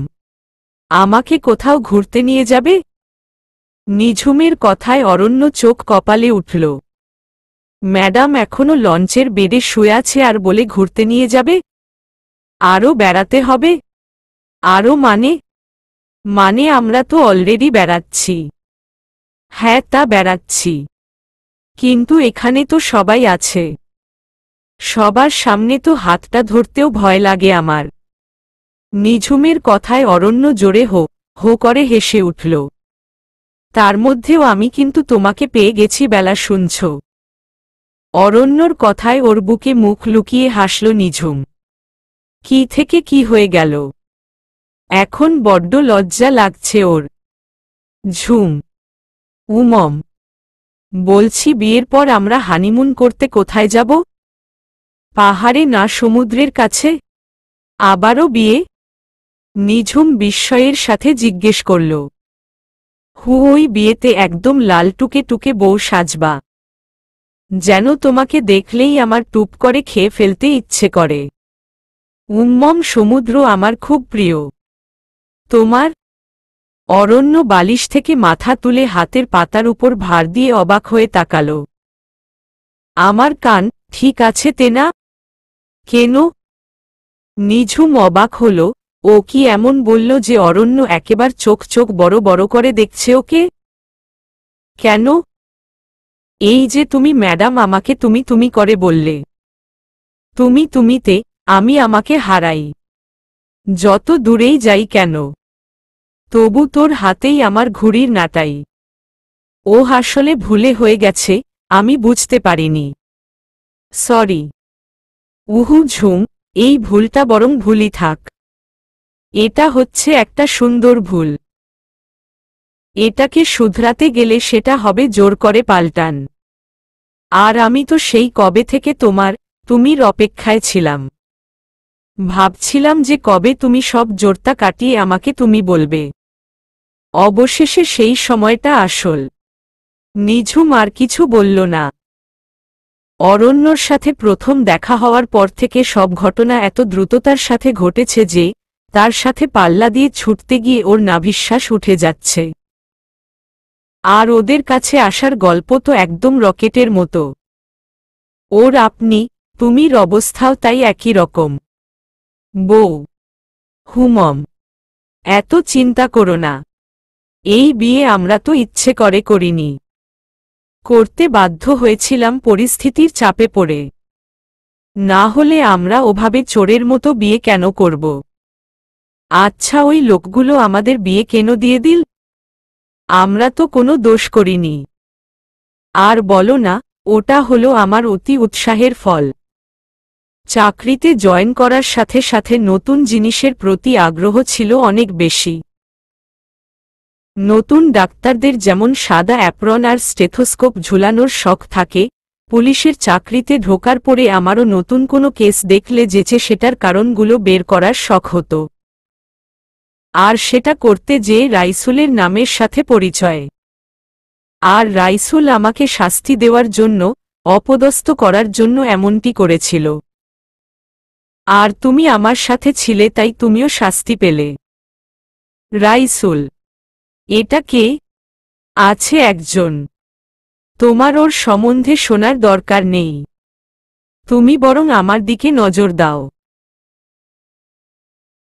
অরণ্য আচমকা বুকে টেনে নিল নিঝুমকে। রাইসুলের ছায়াও ও পড়তে দেবে না নিঝুমের উপর। নিঝুমও চুপ করে গেল। অরণ্য পারলে ওকে বোধহয় বুকের সাথে পিষে ফেলে। তার মানে কি? রাইসুল নামটা অরণ্য ভয় পায়? ঝুম। ভালোবাসি। নিঝুম অরণ্যর প্রশস্ত বুকে আবারও মুখ লুকাল। ওর আসলে ভীষণ ঘুম পাচ্ছে। কিন্তু অরণ্য একটার পর একটা কথা বলে যাচ্ছিল, ও তাই বহু কষ্টে উত্তর দিচ্ছিল। ঝুম। তাহলে আমাদের সেকেন্ড হানিমুনটা চিটাগাঙে হবে, ঠিক আছে? ঝুম। বউটুকি। কি শুধু করছো কখন থেকে? কিন্তু নিঝুমের কোনো সাড়া শব্দ নেই। ঝুম যান। কিন্তু অরণ্য কেবল হালকা একটা শ্বাস প্রশ্বাসের শব্দ শুনতে পেল। ওর হাতের উপর হালকা পাতলা একটা অনাবৃত শরীরের কোমলতা টের পেল। নিঝুমের চুলগুলি ওর মুখের উপর এলোমেলো হয়ে ছড়িয়ে আছে। আস্তে করে চুলগুলো ওর মুখের উপর থেকে সরিয়ে বালিশের উপর ছড়িয়ে দিল অরণ্য। যা ঘুমিয়ে গেছে? অরণ্য ওর মোবাইলের আলোটা জেলে নিঝুমের মুখে ফেলল। কি শান্তি! এই মুখটায় আল্লাহ কি দিছে! ঝুমের মুখের দিকে তাকালে ওর নেশা ধরে। ওর নাম মায়াবতী হলে বেশ হতো। ওকে দেখলেই খালি ওর গালদুটা টেনে ছিঁড়তে ইচ্ছে করে অরণ্যর। এভাবে ঝুমের দিকে একভাবে তাকিয়ে থাকার লাইসেন্সটা যে ও পেয়েছে এটাই অনেক ওর কাছে। মনে হয় 1000 বছরও এভাবে পার করে দিতে পারবে শুধু ঝুমের মুখের দিকে তাকিয়ে। তবু মন বেয়ারা হয়, ঝুমকে কবে ও একেবারে নিজের করে পাবে। ওর ঘরটা কবে থেকে নিঝুমের জন্য অপেক্ষা করছে, মনে হয় দেখা হওয়ারও অনেক আগে থেকে ও এই মুখটার অপেক্ষা করছিল। সেই জন্যই পুতুলকে দেখলে ওর খুব করুণা হতো। মেয়েটা ওর জন্য বেশ একটু পাগল আছে। কিন্তু অরণ্য কি করবে? ওর মন কোথায় বাধা পড়ে আছে ও তো নিজেই জানে না। নিঝুমকে প্রথম দেখেই ওই যে কেমন নেশা ধরল ওর, সে রোগ আর সারলি না। হাজারটা পুতুল মিলে ওর এই রোগ সারাতে পারবে না। আদরের বউটা ওর কেমনে করে ঘুমায় দেখো। অরণ্য আস্তে করে ওর কানের পেছনের চুলটা সরিয়ে একটা গাঢ় করে লাল চিহ্ন এঁকে দিল। তারপর জায়গাটা খানিক সময় ধরে দেখল। তারপর আবার ওই খানটায় খুব তীব্র আবেগের সাথে চুমু খেল। অরণ্য বুঝতে পারছে না একেই কি সোলমেট বলে। কি তীব্র একটা আকাঙ্ক্ষা হয় ওর ভিতরে নিঝুমের সঙ্গ পাওয়ার জন্য। তা না হলে কেন ও রাত নেই দুপুর নেই পাগলের মতো ওর পিছনে ছোটে। দুই হাত দিয়ে নিঝুমকে আবার বুকের ঠিক মধ্যেখানে ঝাপটে ধরল অরণ্য। ওর কানের উপর নিজের মুখটা জোরে চেপে ধরল। ঝুম, কোনোদিন কোনো কিছুর বিনিময়ে তোমাকে যেন হারাতে না হয়। ওই কষ্টটা তোমার অরণ্য সহ্য করতে পারবে না, মরে যাবে। ঘুমের মধ্যে ঝুম কি বুঝল কে জানে, ও অরণ্যর বুকের মধ্যে আরো খানিকটা নাক ডুবিয়ে দিল। আমার ঝুমপরি একটা ফাঁকিবাজ বলেই অরণ্য এলোপাতাড়ি চুমো খেতে থাকল ঘুমপরির ঘুমের রাজ্যে। নিঝুমের মনে হল কেউ ওকে সুরসুরি দিচ্ছে। ঘুমের মধ্যেই খিলখিল করে হাসতে লাগল ও পাগলের মতো। ঝুম, খালি বক কেন? ঝুম প্লিজ। আবার ডাকে, আমি যাব না তো কলেজে। না, এই ঝুম, এই মেয়ে তো আজ আমায় মারবে। যত নষ্টের গোড়া ওই শয়তান ছেলেটা। ইচ্ছে করে আমায় ফাঁসাল। ঝুম প্লিজ উঠো না। নিঝুম অরণ্যর হাত ছাড়িয়ে উল্টো করে ঘুমানোর চেষ্টা করতেই অরণ্য আবার ওকে ধরে বসাল। এখন উঠো পাখি, একটু পরে আস্তে আস্তে সব উঠতে থাকবে। তার আগে ফ্রেশ হয়ে নিজের কেবিনে না গেলে তোমার মায়ের আজই হার্ট অ্যাটাকের কারণ হব আমরা। নিঝুম কতক্ষণ হা করে তাকিয়ে থাকল অরণ্যর দিকে। অরণ্য এরকম খালি গায়ে জিন্স পরে ওর সাথে কি কথা বলছে? কিসের কেবিন? হার্ট অ্যাটাক মানে? ওরা কি তাহলে এখন হসপিটালে? আম্মুর হার্ট অ্যাটাক হয়েছে? নিঝুম বিভ্রান্ত সুরে বলল। হয়নি। তবে এবার হবে, তোমাকে এই অবস্থায় আমার সাথে দেখলে। নিঝুম সাথে সাথে চোখ বন্ধ করল। ঘুমের মধ্যে ওর সব জট পাকিয়ে গিয়েছিল। কাল রাতের ঘটনা মনে পড়ে তাড়াতাড়ি চোখ নামিয়ে নিল ও। নিঝুম ওয়াশরুমে গেলে বাইরে দাঁড়িয়ে রইল অরণ্য। ওকে রুমে ঢুকিয়ে দিতে পারলে ও একটু নিশ্চিত হয়। এর মধ্যে কোনোভাবে নিঝুমের আম্মু উঠে এলে সর্বনাশ। না, মাকে বিয়ের ব্যাপারটা বলে দেওয়া উচিত। ঢাকায় ফিরে সবার আগে এই কাজটা করতে হবে ওকে। অরণ্যর নানু বাড়িতে পা দিয়ে খুশিতে আটখানা ওরা নিঝুম। অনেকখানি জায়গা নিয়ে বাড়িটা।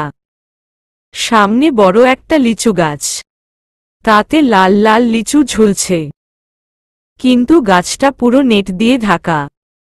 নিঝুম বুঝতেই পারছিল না কারণটা।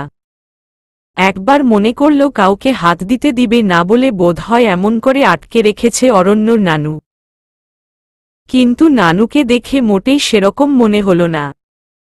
উনি নিঝুমকে দেখে এত আদর করলেন যে নিঝুমের আধাবেলাও লাগল না ওনার ন্যাওটা হতে। অরণ্যর মামি খুব চমৎকার রান্না করেন। ওদের জন্য অনেক রকম পিঠে বানিয়ে রেখেছেন। সকালের নাস্তা খেয়ে আশু আবারও ঘুম। নিঝুমেরও খুব ঘুম আসছিল। কিন্তু ওর কেমন লজ্জা লজ্জা লাগছিল। মনে হচ্ছিল সবাই ওর ঘুমের কারণটা বুঝে ফেলবে। অথচ জার্নির কারণে সবাই আসলে ঘুমাচ্ছিল। অরণ্য আর অয়নকে দুপুরে ভাত খাওয়ার আগে দেখা গেল না।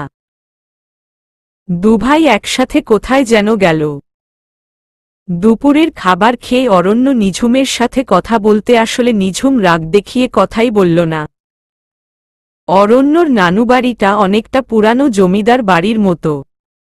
অনেকগুলো ঘর, 15-16টা তো হবেই, তবে সব ঘরের আয়তন এক না। নিঝুম ঘুরে ঘুরে রুমগুলো দেখছিল। একটা ঘরের সাথে পুরানো আমলের প্যাঁচানো লোহার সিঁড়ি দেখতে পেল ও। ওটা বেয়ে ছাদে ওঠা যায়, কিন্তু যদি ভেঙে পড়ে সেই ভয় ওটা ধরে যাবে কি যাবে না করছিল। সেই সময় অয়ন এসে ঢুকল ঘরে। কি সর্বনাশ ঝুমঝুমি, তুমি সুইসাইড অ্যাটেম্প্ট করছো কেন? ওর কথায় হকচকিয়ে গেল নিঝুম। মানে বলছি আমার ভাইয়ের রাগ সিঁড়ির উপর কেন দেখাচ্ছ? ও এবার হেসে ফেলল নিঝুম। আরে না, পাগল নাকি? আমি আসলে এতে উঠা যাবে কিনা বুঝতে চেষ্টা করছি। সেটাই তো বলছি। তার চেয়ে কাপড় পাল্টে নাও, আমি তোমাকে বরিশাল শহর ঘুরিয়ে দেখাই। আর তোমার কুম্ভকর্ণ বর বেশ নাক ডাকিয়ে ঘুমাক। অরণ্য ঘুমাচ্ছে? নিঝুম একটু রেগে বলল। আমি তো তাই দেখলাম। দাঁড়াও দেখাচ্ছি মজা। ঘুরাতে নিয়ে এসে পড়ে পড়ে ঘুমানো বের করছি ওনার। এক কাজ কর, এক মগ পানি নিয়ে শয়তান ছেলেটার মাথায় ঢেলে দাও। নিঝুম ওর কথার উত্তর না দিয়ে অরণ্যকে খুঁজতে লাগল। অয়ন যা বলেছে একদম ঠিক। লোকটা বালিশে মুখ ডুবিয়ে উপর হয়ে ঘুমাচ্ছে। নিঝুম আস্তে করে রুমের দরজাটা আটকে নিল। এই লোকের ঘুম যদি না ছুটিয়েছে আজকে। কোথায় মানুষ বিয়ের পরে বউ নিয়ে একটু এদিক ওদিক ঘুরতে যাবে, তা না খেয়ে আবার এসে ঘুম। ও যে রাগ করে কথা বলল না, তাও পর্যন্ত গ্রাহ্যই করল না, পচা একটা লোক। অথচ অয়ন পর্যন্ত ওকে নিয়ে বেড়াতে যেতে চাইল। নিঝুম হাঁটু গেড়ে বসে অরণ্যকে ধাক্কা দিল। কিন্তু ওই লোক মনে হয় 100টা ঘুমের ওষুধ খেয়ে ঘুমিয়েছে। নিঝুমের ধাক্কা খেয়ে আরো জোরের সাথে বালিশ ঝাপটে ধরে ঘুমাতে লাগল ও। আশ্চর্য রকমের একটা খারাপ লোক। নিঝুমের মনে হলো দেয় একটা খামচি। কিন্তু অরণ্য কি একটা যেন বলল বিড়বিড় করে ঘুমের মধ্যে। নিঝুম বুঝতে পারল না প্রথমে। ভালো করে ওর মুখের কাছে কান পাততেই শুনতে পেল অরণ্য আই লাভ ইউ জান বলছে। একটা মিষ্টি হাসিতে মুখটা হেসে উঠল ওর। কিন্তু পরের শব্দটা শুনে নিমিষে মুখটা অন্ধকার হয়ে এল ওর মুখ। অরণ্য অনা নামে কাকে যেন ঘুমের মধ্যে চুমু খাচ্ছে। নিঝুমের পায়ের নিচটা একদম ভূমিকম্প হওয়ার মতো দুলে উঠল। অরণ্য মনে মনে অন্য কাউকে ভালোবাসে? কিন্তু এটা আবার ওই সুজির মতো কেউ না তো। হুমম তাই হবে শিউর।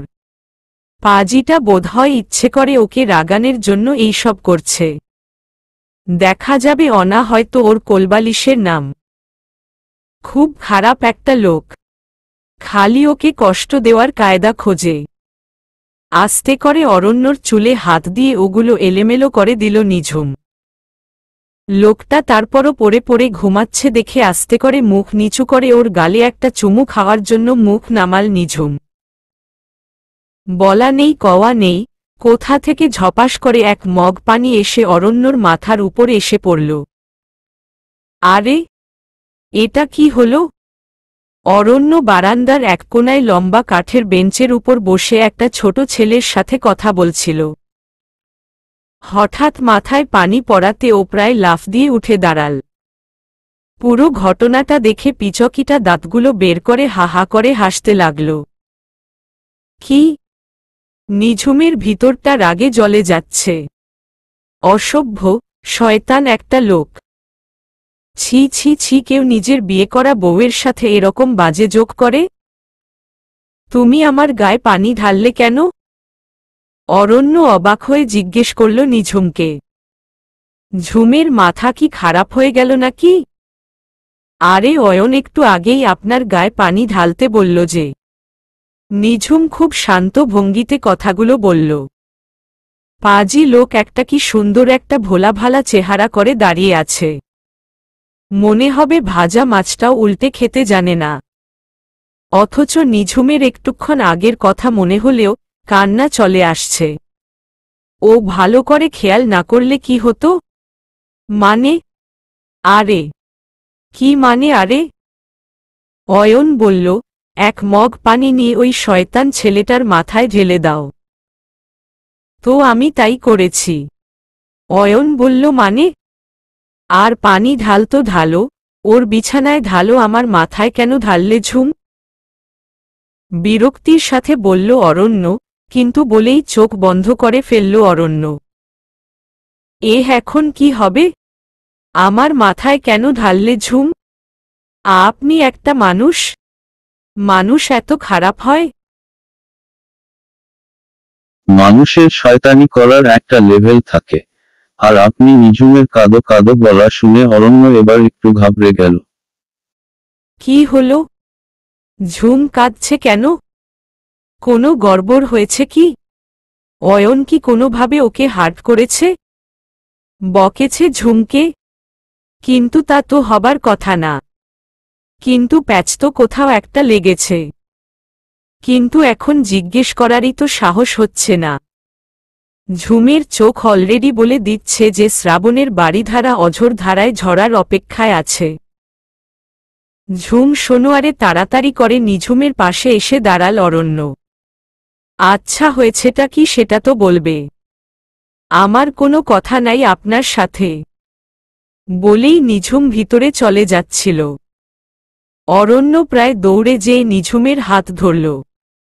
আবার আপনি বলছে মেয়েটা কত কষ্ট করে লাইনে এনেছিল, গেল সব ভেস্তে। অরণ্য, তোর কপালে ব্যাপক দুর্ভোগ আছে। আচ্ছা আমার ভুল হয়েছে, আর কখনো এমন দুষ্টামি করব না, প্রমিজ।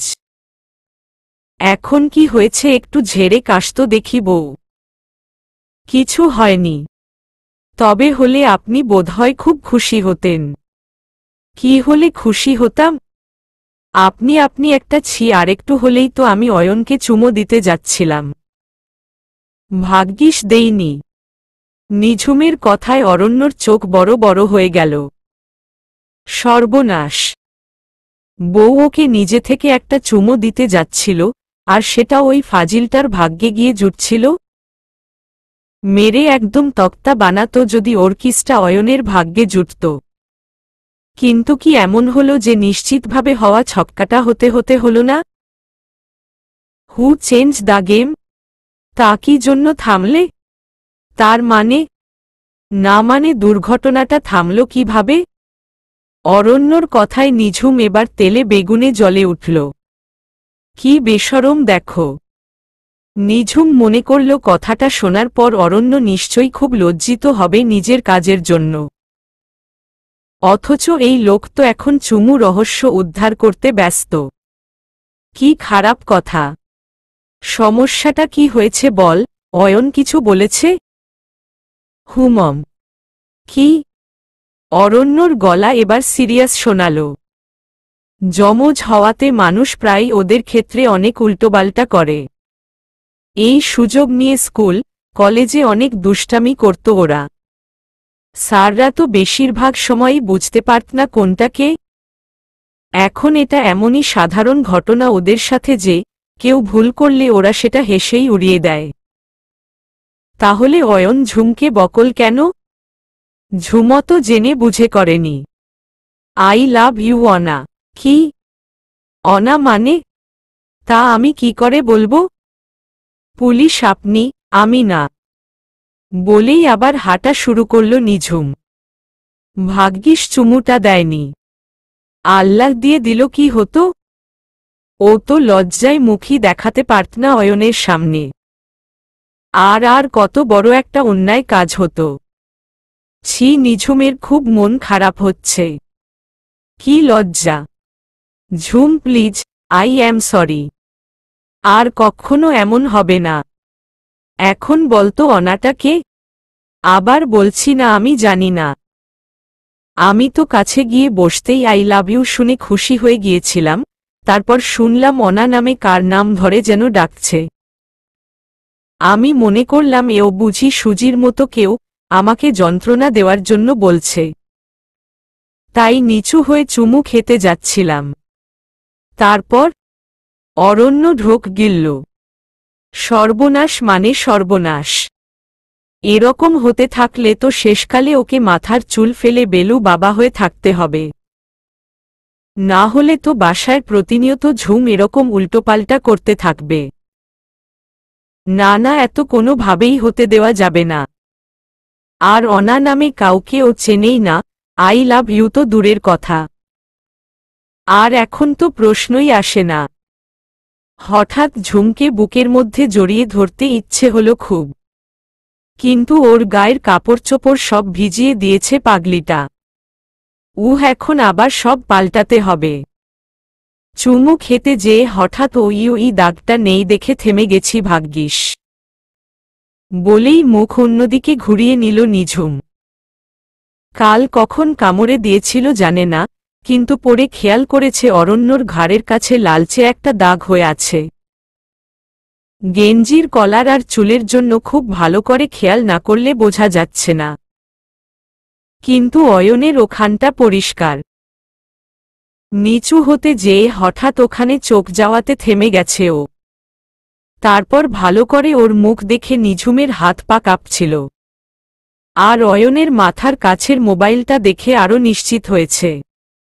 তাড়াতাড়ি দৌড়ে দরজা খুলে বের হয়ে এসেছে ও। ভয় ওর হার্টবিট ডাবল হয়ে যাচ্ছিল প্রায়। ওফ বাঁচাইছে। অরণ্য নাটুকে ভঙ্গিতে শ্বাস ছাড়ল। এখন থেকে তাহলে রোজ আমার নাক মুখ কামড়ে দিবে ওকে, তাহলে আর তোমার ভুল হওয়ার কোনো সম্ভাবনাই থাকবে না। হ্যাঁ, খুব ভালো বুদ্ধি। প্রতিদিন ৫-৬টা মৌমাছির আদর পেলে আমার আপনাকে চিনতে ডেফিনেটলি কোনো প্রবলেম হবে না। নিঝুম রাগে ২ হাত বুকের কাছে ভাঁজ করে ধরল। ওর এখন সত্যি মন চাচ্ছে লোকটার নাকে জোরসে একটা কামড় বসাতে। নিঝুমের কথায় অরণ্য হেসে ফেলল। বেজায় চটেছে বউটা ওর। অবশ্য রাগ হওয়ার মতোই কাজ করেছে ও। না, আর কখনো এরকম কাজ করব না। হুমম, কিন্তু এই অনাটাকে গার্লফ্রেন্ড মনে হচ্ছে। জানি না আমি কি করে বলবো, ওর কোলবালিশের নামও হতে পারে। আচ্ছা, এখন এগুলো থাক। চলো তোমাকে শহরটা ঘুরিয়ে দেখাই। কীর্তনখোলা নদীটা খুব সুন্দর। চলো চলো, কাপড়টা পাল্টে নাও। না, আমার এখন কোথাও যেতে ইচ্ছে হচ্ছে না। আপনি গেলে যান। এবার অরণ্য আর ছাড়ল না। ঝুমের আজকে মুড অফ, আর এটা অরণ্যর একদম সহ্য হবে না। চারদিকে তাকিয়ে একবার দেখে নিল কেউ ওদের লক্ষ্য করছে কিনা। না, সবাই এখনো বোধহয় বিশ্রাম নিচ্ছে। গরমের দুপুর আর লম্বা জার্নিতে পরিশ্রান্ত সবাই। ঝট করে নিঝুমকে কোলে তুলে নিয়ে পাশের একটা রুমে ঢুকল ও। আরে এটা কি হচ্ছে? ছাড়ুন বলছি। নিঝুমের মেজাজ এখনো যথেষ্ট গরম। আগে তুমি করে বল, তারপর আপনি আপনি বললে কেমন পর পর লাগে বউ। আমি তো পড়ি, এজন্যই না ভাইয়ের রুমে পাঠালেন। নিঝুমের কথায় অরণ্যর মনে হলো ফাঁদে আটকে গেছে ও। কি একটা উল্টোপাল্টা বুদ্ধি এলোর মাথায়, আর এখন সেই ভুলের খেসারত দাও। I am sorry again.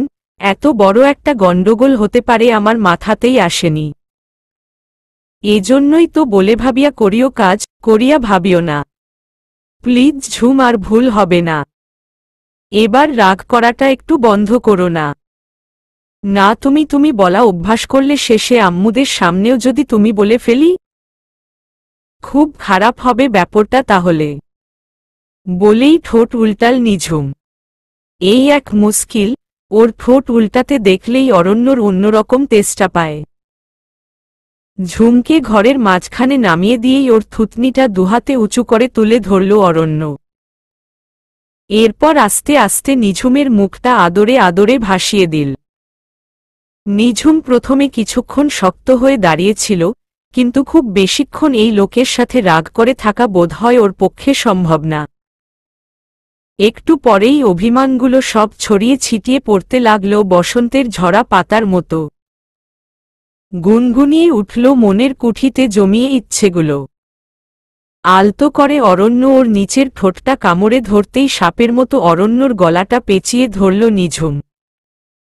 ও বউ নিঝুমের ঠোঁটটা কোনাটা তখনও অরণ্যর দখলে। উমম, সরি, আর কখনো এমন হবে না। আমি আসলে অত তলিয়ে দেখিনি। মনে থাকে যেন। আর কখনো এরকম হলে আমি আপনার সামনে আর কোনোদিন আসব না। কথাটা বলার সাথে অরণ্য ওকে বুকের মধ্যে নিয়ে পিষে ফেলতে লাগল। এই কথা আর কখনো বলবা না। ওই কাজ আমি আর কোনোদিন করবই না। Promise, promise. মনে না থাকলে? নিঝুম জিজ্ঞেস করল। তোমায় 3 বাচ্চার মা বানিয়ে দিব। কনফার্ম? অরণ্য হাসতে হাসতে বলল। ছি, কি পচা কথা। ছি কেন? মা হতে চাও না? চাই, তাই বলে এখনই একদম 3 বাচ্চা?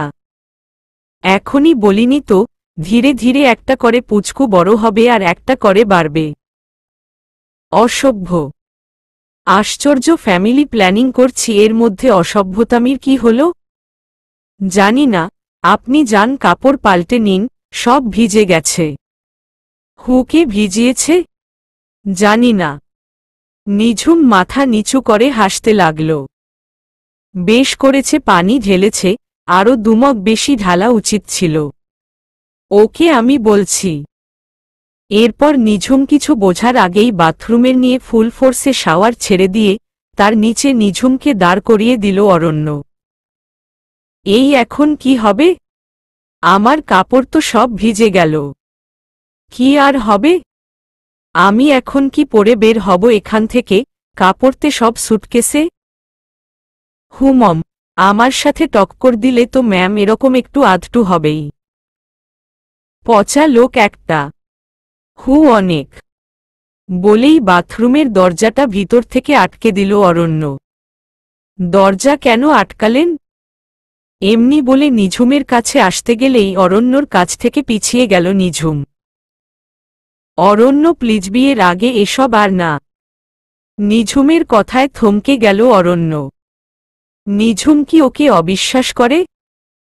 এই মুহূর্তে অবশ্য ও জাস্ট একটু আদর করত ঝুমকে, কিন্তু থাক। ও না চাইলে কখনোই ওকে জোর করবে না অরণ্য, প্রশ্নই আসে না। কিন্তু নিঝুমের কথায় ও কনফিউজড। কালকের ব্যাপারটা কি তাহলে ওর ইচ্ছার একদম বিরুদ্ধে করল অরণ্য? জোর করে?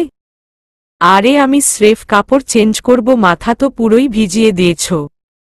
বলে নিজের টি শার্টটা খুলে ফেলল অরণ্য। এরপর শাওয়ারের নিচে দাঁড়িয়ে ভালো করে গোসল করে টাওয়েল পরে বের হয়ে গেল। নিঝুম এতক্ষণ একপাশে চুপ করে দাঁড়িয়েই ছিল ভেজা কাপড়ে। কথাটা বলে ও নিজেও খানিকটা সংশয় ছিল। অরণ্যকে অপমান করা হয়ে গেল না তো? আসলে কালকে রাতে যা হয়েছে তার পুরোটা তো আর অরণ্যর একার ইচ্ছাতে হয়নি। ও অরণ্যর কেবিনে না আসলে তো এসব হতে না। ঝুম, তোমার কি হয়েছে? অরণ্যর ডাকে সচকিত হল নিঝুম। ও একভাবে শাওয়ারের নিচে দাঁড়িয়েই ছিল। হ্যাঁ, বেরুচ্ছি, কিন্তু আমার কাপড়? আমি দরজাটা টেনে দিয়ে বাইরে যাচ্ছি, বিছানায় একটা 3 পিস আছে, ওটা দিয়ে আপাতত কাজ চালিয়ে নাও। পরে রুমে যেয়ে পাল্টে নিও। কিন্তু আমার বলে থেমে গেল নিঝুম। পুরোটাই তো ভিজে গেছে, এখন কি করবে ও? বিছানার পাশে একটা ছোট ট্রলি ব্যাগ আছে, ওতে সব আছে। দেখে নিজে বের করে নাও। আমি দরজা লক দিয়ে বের হচ্ছি। বলে বের হয়ে গেল অরণ্য। নিঝুম বের হয়ে বিছানা থেকে 3 পিসটা হাতে নিল। হালকা গোলাপি রঙের কামিজের সাথে নেভি ব্লু সালোয়ার। ওড়নাটাও খুব সুন্দর। 3 পিসটা হাতে নিয়েই মনটা ভালো হয়ে গেল ওর। ছোট ট্রলিটা খুলে হা হয়ে গেল ওর মুখ। ওতে ইনার গার্মেন্টেস ছাড়াও 2 ডজন চুড়ি, একটা সুন্দর শাড়ি, ব্লাউজ, পেটিকোট, চুলের ব্রাশ, লিপস্টিক, নেইল পলিশ, কাজল, একটা মেকআপ বক্স ছাড়াও আরও টুকটাক কিছু সাজার জিনিস রয়েছে। নিঝুম বুঝতে পারছিল না এগুলো কে কিনেছে। অরণ্য। কিন্তু কেন? নিঝুম কাপড় পরে বাইরে এসে দেখে অরণ্য কার সাথে যেন ফোনে আলাপ করছে। ওকে দেখে তাড়াতাড়ি কথা শেষ করল অরণ্য। কি যাবে নদীর পাড়ে বেড়াতে? মাথা নেড়ে সায় জানালো এবার নিঝুম। মনটা এখন ফুরফুরে হয়ে এসেছে। সাথে সুন্দর কামিজটাও কেন যেন ওর মনটাকে ভালো করে দিয়েছে। এটার সাথে একটা ছোট মুক্তোর মালা পরতে পারলে বেশ হতো। ওর খুব জানতে ইচ্ছে করছিল ট্রলির জিনিসপত্রগুলো অরণ্য কেন কিনেছে। কিন্তু এখন জিজ্ঞেস করলে অরণ্য যদি মাইন্ড করে। তখন ওয়াশরুমে নিঝুমের কথার পর আর তেমন কথা বলছে না অরণ্য। কেমন যেন জোর করে করে কথা বলছে মনে হচ্ছে। নিঝুম কি কোনো ভুল করল? আশুকে সাথে নিব? আর কিছু খুঁজে না পেয়ে নিঝুম এটা জিজ্ঞেস করাই উপযুক্ত মনে করল। ও যেতে চাইলে তো অবশ্যই। সাথে অয়নকেও বল। অরণ্য বলল, অয়নকে তুমি বল প্লিজ, আমি পারব না। বলেই নিঝুম আশুকে ডাকতে ছুটল। অরণ্য নিঝুমের কথায় মুচকি মুচকি হাসতে লাগল। তার মানে ঝুমের মেজাজ খারাপের সাথে তুমি আপ ডাউন হতে থাকবে। আর এখন ম্যাডামের মেজাজ ঠিক আছে। অয়নকে ডাকতে এসে দেখে ভাইটা ওর তখনও বালিশে মুখ গুজে ঘুমাচ্ছে। নিঝুম চুমোটা আজ অয়নকে দিলে কি অবস্থা হতো মনে হতেই আবারও নিজেকে থাপ্পড় লাগাতে মন চাইল ওর। তবে অয়ন একটা জিনিস মিস করেছে আজ, জেগে থাকলে জনমভর ওর মাথায় পানি ঢালার গল্প শোনাত অয়ন। ওর বাচ্চারাও হয়তো সেটা জেনে যেত। ভালো হয়েছে ঘুমিয়েছিল। কিন্তু এই অনাটা কে? সেদিনও আলমারিতে। ভালো করে জিজ্ঞেস করতে হবে। সত্যি যদি এই নামে কাউকে পছন্দ করে অয়ন তাহলে আম্মুর সাথে পরিচয় করানো দরকার। নদীর পাড়ে বেড়াতে এসে নিঝুমের এত ভালো লাগলো যে দুপুরের মন খারাপ করা ভাবটা ও পুরো নদীর পানিতেই ফেলে দিল। না অরণ্য একটার পর একটা সারপ্রাইজ ওকে দিয়েই যাচ্ছে আজকে। এখন বরং একটু মন খারাপও হচ্ছে। কথাটা ঠিক ওভাবে না বলে আরও ভালো করে বুঝিয়ে বলা যেত অরণ্যকে। বাইরে প্রকাশ না করলেও একটু মন খারাপ বোধহয় হয়েছে অরণ্যর। নিঝুম মনে মনে ঠিক করল এখান থেকে ফিরে যেয়ে মাফ চেয়ে নিবে ওর কাছে। মুখে যদি পটর পটর করুক না কেন, অরণ্য ওর স্বামী এটা তো এখন সত্যি। আর কেউ জানুক না জানুক ও তো জানে, আর কেউ না মানলে ওর তো মানতেই হবে। আর রাগ হলে নিঝুমের কেন যে শুধু এই কথাটাই বলতে ইচ্ছে হয় কে জানে। ওরা হাঁটতে হাঁটতে একটা ফাঁকা বেঞ্চে পেয়ে বসে পড়ল। সূর্য তখন প্রায় ডোবে ডোবে। কিন্তু জায়গাটায় তখন অনেক লোক। পার্কের মতো সুন্দর একটা রাস্তা নদীর কোল ঘেঁষে। নিঝুম আর আশু যা দেখছে সেটাই ওদের ভালো লাগছে। অরণ্য ওদের দুবোনকে হাসতে দেখে খুব মজা পাচ্ছিল। হঠাৎ অয়ন কোথা থেকে এক পিচ্চি বাদামওয়ালাকে ডেকে আনল। ওর কাছ থেকে এতগুলো বাদাম কিনে ও নিঝুমের কোলের মধ্যে সব ঢেলে দিল। ঝুমঝুমি এখন টিফিন টাইম, নাও তাড়াতাড়ি নাস্তা খাই। চলবে।